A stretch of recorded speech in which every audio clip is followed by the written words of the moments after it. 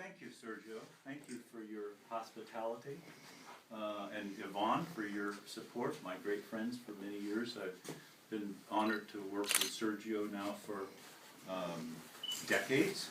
I won't say how many. You forgot. We were younger then, but a long time. About 30 years. Yeah, 30 years. About 30 years. It's been a voyage of discovery with Sergio and Audio Graffiti. I couldn't be prouder of the work that we've done over the years, or the pleasure be greater in terms of the work that we've done and the things that we've achieved, and the pleasure of working with someone that believes as much in what we do and making music for enthusiasts as we do. Sergio shares our greatest convictions in terms of sound. It's sometimes forgotten in our we call it an industry, but let's be reasonable. It's probably a cottage industry, or maybe even a small town. The relationship that we have with Sergio and his staff are indispensable in our companies making, I think, successful results. Good things come from groups of individuals who make a team effort to make a better product and a better service and a better understanding, because so much is education. But the bottom line, I think, is talented people like Sergio, I think hardworking people like at Spectral, and enthusiasts and professionals like yourself, I think, put generation to generation the respect and love for great musical performances. And this goes on. It happened before me, it will happen after me, but it's important that we make our contribution. It should be said, I think, that there is very little long-term continuity in the commercial side of audio.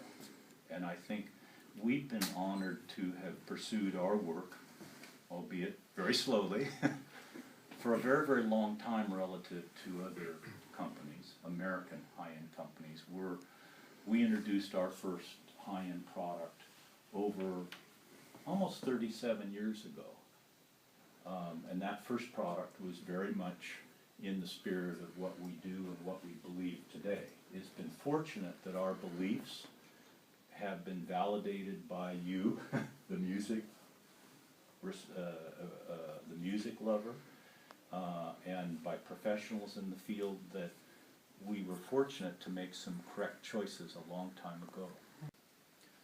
So one thing that you might know about us is that we're in an unusual place in America, where we don't see much music happen or even any high fidelity happen. But it's a place that breakthroughs have happened in technology, and that's the San Francisco Bay Area and the Silicon Valley. We're located in Sunnyvale, California. That's where we were born, so to speak. That's also where the commercial transistor was born. The commercial integrated circuit was born. And the microprocessor computer chip was born. And that deep familiarization with solid-state technology in our area, in Sunnyvale particularly, where Spectral is located, that's always attracted me in terms of making music components that are solid state. And the reason is music components are reliant upon amplifiers. And amplifiers are only as good as their devices and their amplifying parts. And if you're going to build something very, very good, you'd like to have resources around you that are the most knowledgeable about how these devices work. It's fortunate for us that we grew up among these companies and that we have partners in these companies locally that make semiconductors. Some people might not know, or might not care, but no, you might not know that Spectral's director of engineering for many decades, Dr. Keith Johnson, when he was just in graduate school at Stanford University, he was picked by a very important semiconductor company as one of the few hires that year. And that company was Fairchild Semiconductor. Fairchild is the American inventor of the production transistor. And it was developed for our military and for our space program. And it was that funding that made Fairchild a very powerful, important company in semiconductors. And this company became very powerful, I would say wealthy, and it spawned a whole family of companies in the Silicon Valley that went forward, including Intel, which came from Fairchild. Intel is the inventor of the integrated circuit and the microprocessor. The reason I bring up this hazy history from the past is to say that people that invented solid-state technology, it took them a lifetime to understand its functions, its nuances, and its ultimate refinement. Just as we took many, many decades to understand how to control the issues for linearity with tubes and tube design. So, as we know from baking and cooking, you know, you're only as good as your parts. If you want to make a cake, you don't go maybe to the cupboard and bring out the Betty Crocker cake mix. You go to the pantry and you get the fresh eggs, the ground flour, the fresh vanilla bean maybe from the tree, what have you. But the question is, how do you find the most superb components to make that dish?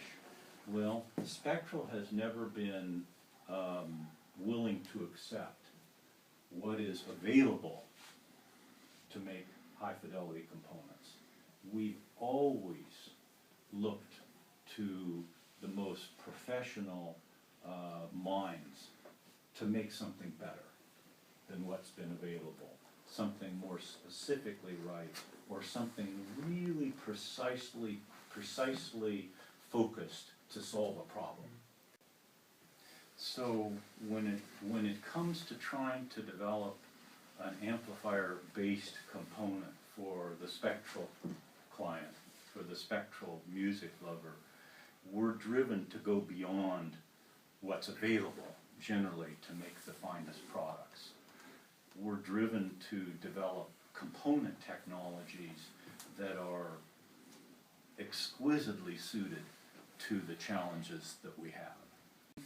We're very, very fortunate that we have a pioneer, you know, that works with us, Dr. Keith Johnson, who just happens to have these relationships from very, very long ago when the transistor was young. He has relationships with the founders of these companies, and he's regarded as a pioneer of the transistor at Fairchild.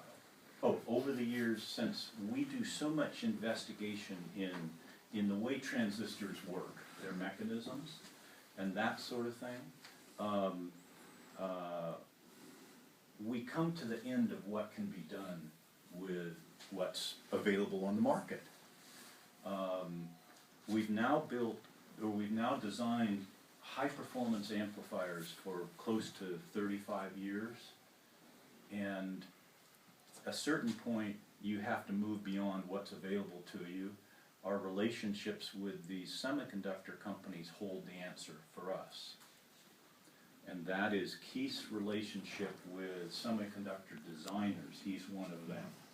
He talks their language. He talks the design device fab and lithography and the design of the internal device and its characteristics.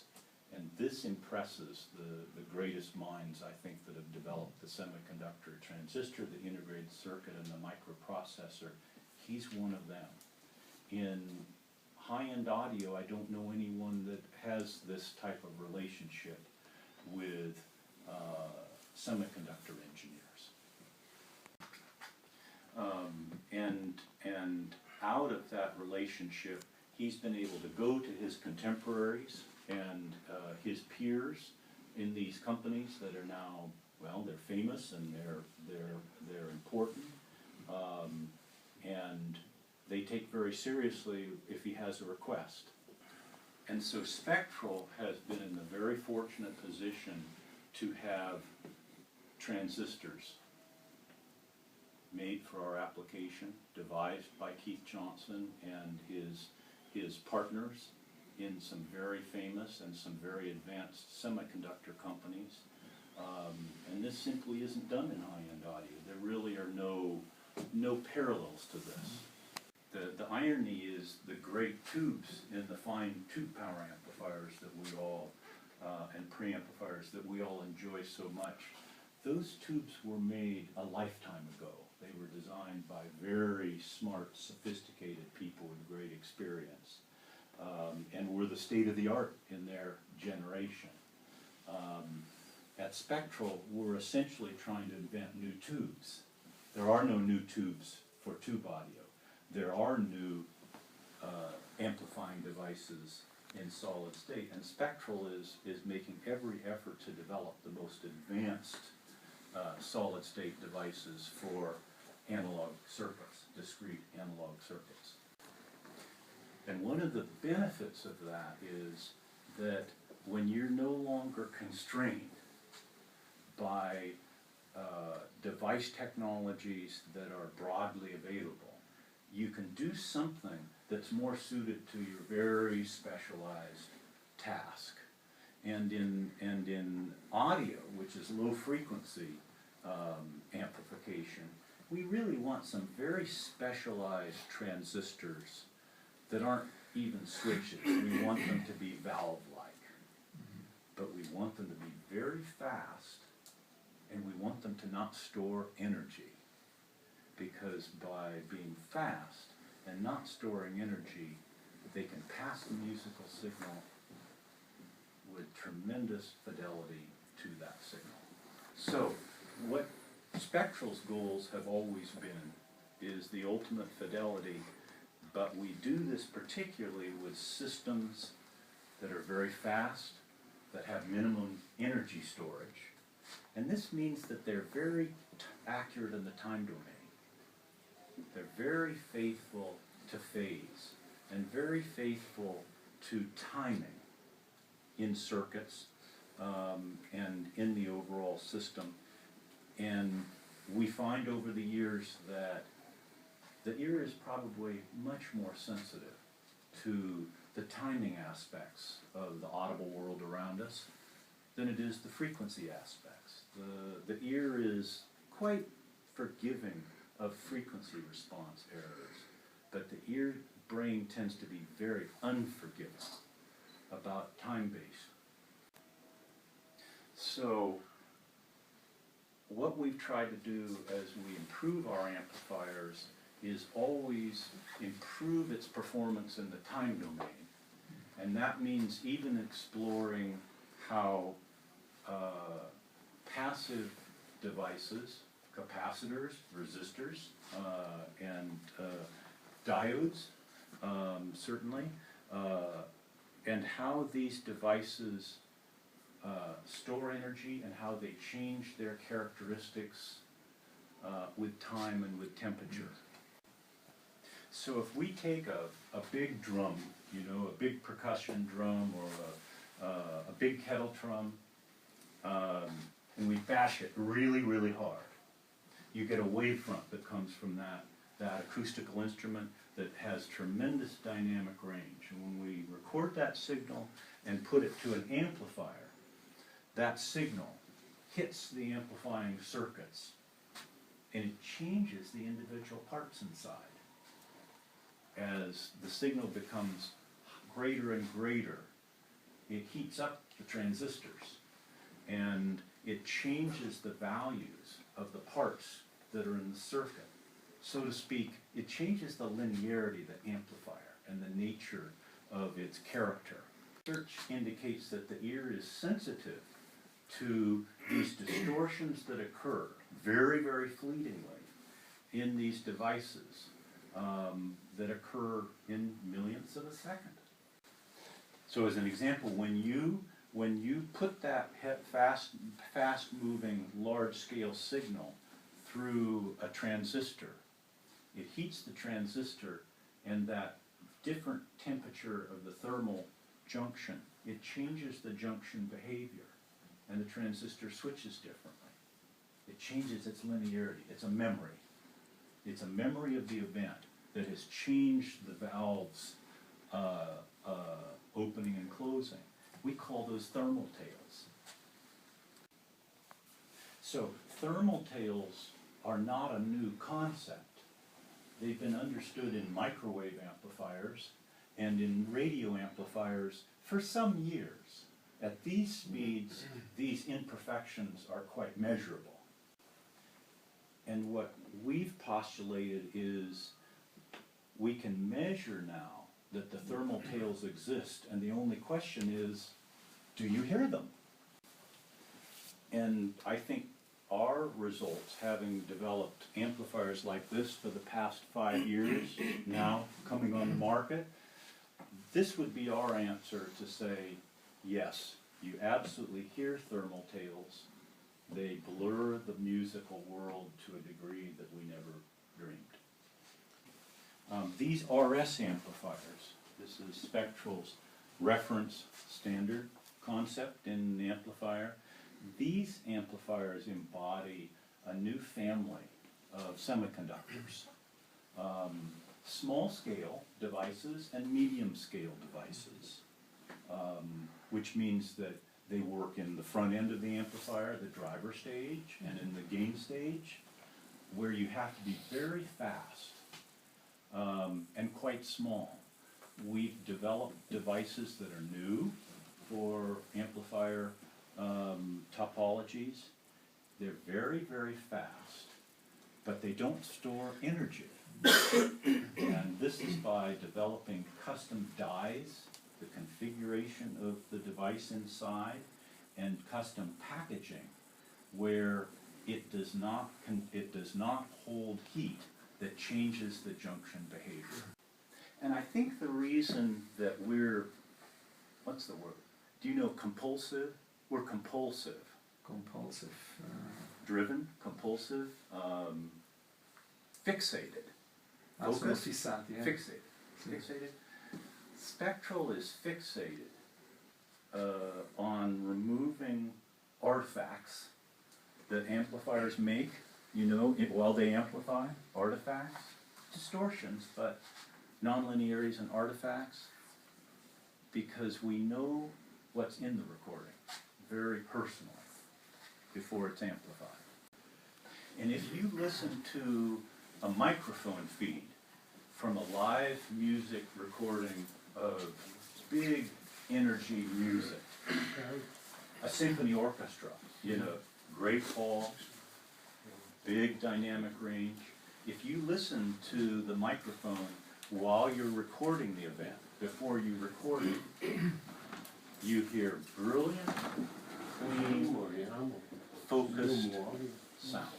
So it's by understanding what is in a fine recording, before it goes into the storage processes and in other amplifiers, that we have an example, or the most perfect example, of the signal quality that we ultimately want to have in the reproduction of the system. And it's because we have this familiarity with the live sound and with the live nature of the microphone feed that instead of guessing what an improvement is in the amplifier, we can compare and know objectively that we have an amplifier that's more transparent, more uncolored, more correct, and without adding its own signature. So this amplifier, which is several generations from our very first, benefits from Keith Johnson's newest work with local semiconductor companies to have produced for him these custom FETs. They're FET transistors of various types. They're very fast, they're very specialized, but they were designed specifically for Keith Johnson's circuits and to address the issue of energy storage in the transistor, thermal tails. So if you hear it at some point and it sounds different to you, there's a reason that it might sound different, and that is you're listening to amplifying devices that haven't existed before. They've never been heard. And what we hope that with an amplifier with such high aspirations, that the result in your mind will be nothing about the power amplifier, but about how the recording opens up to you. So I'd be happy to go into more specifics. We call this the reference standard. This is our first new series of products in 22 years, I think. The reference series we designed in the late 1980s. So, yeah, early 90s. Trying to simplify this question. He wants to know what the speaker has to do to get the most out of this amplifier. What are the basic basic requests to the speaker? Excellent. It's a wonderful question. Well, the question is, what makes a great loudspeaker? I think, really. What makes a great loudspeaker? It's the finest loudspeakers that exist. We know what we think they are, and we use a family of speakers, as do Spectral dealers around the world that are seeking the very finest results. And with that family of transducers, as a group, we try and build amplifiers that make the finest speakers in the world from several companies do things that they won't with any other manufacturer's amplifiers. So we're trying to bring the very best capability out of the world's finest speakers. This one and others we always have. Spectral doesn't make speakers, and there's a reason. We know how. We want other fine minds to develop their most ambitious speaker products, and then we want to show the world how great those products can be. Nothing's perfect. A Porsche isn't perfect, a Ferrari isn't perfect, a Lotus isn't perfect, a Maserati isn't perfect. I could go on, but you get the feeling. What I want to do is show you how great the achievement is of some of these loudspeakers and how close they can bring you to your music. The amplifier should support those speakers with no identity of its own, none. Yet it should control the loudspeaker. It should provide the resolving signal to the loudspeaker without any loss of resolution. And it has to do that without any colorations in any of the domains. It's a big task. If it works, when it works, it will give you an immersive, physical communication with performers that have been long gone. You'll know it when you hear it. Keith Johnson calls it charisma. That is for a recording to speak to you through the music system and make you believe. You'll know it when you hear it. And you can do it with a number of very fine loudspeakers I know. But without the electronics, it'll never happen. Is that